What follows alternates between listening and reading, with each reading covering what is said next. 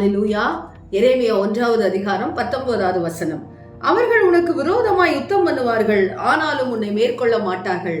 ஆம் தேவஜனமே, நமக்கு விரோதமாக யுத்தம் பண்ண பல மனுஷர்கள் எழும்பலாம், பிசாசுடைய கிரியைகள் எழும்பலாம், சரீரமே நமக்கு விரோதமாக தேவனுடைய திட்டத்தை செய்ய முடியாதபடிக்கு சோர்வுகளையும் அசதிகளையும் கொண்டு வரலாம். ஆனால் கர்த்தர் சொல்லுகிறார், உன்னை எதுவும் மேற்கொள்ள முடியாது என்று சொல்லி.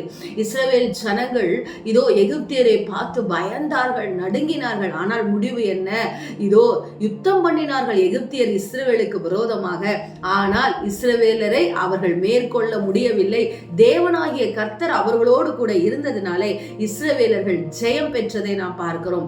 அதே போலதான் புதிய ஏற்பாட்டிலே பேதுருவை சீஷத்துவத்திலிருந்து தள்ள வேண்டும் என்று சொல்லி பிசாசுடைய கிரியைகள் பயத்தை கொடுத்து அவனை என்ன செய்தது? அலங்கடித்தது, அவனை போராட வைத்தது, அவனை திசை திருப்பியது, பயத்தை கொடுத்து கர்த்தர் யார் என்றே எனக்கு தெரியாது என்று சொல்லி மறுதலிக்க வைத்தது.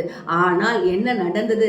கர்த்தர் அந்த பிசாசை மேற்கொள்ள கிருபை கொடுத்தார். தான் செய்த பாவத்திற்கு அவன் மனம் கசந்து அழுத பொழுது மீண்டுமாய் தேவனுடைய சீஷனாக அவன் எண்ணப்பட்டதை நாம் பார்க்கிறோம். ஆம் தேவஜனமே, உங்களுக்கு விரோதமாக பிசாசு போராடினாலும் மனுஷர்கள் எழும்பினாலும் யாரும் உங்களை மேற்கொள்ள மாட்டார்கள். யுத்தங்களை குறித்து கவலைப்படாதீர்கள். உங்கள் வாழ்க்கையில் இருக்கிற சோதனைகளையும் பிரச்சனைகளையும் பார்த்து கலங்காதிருங்கள்.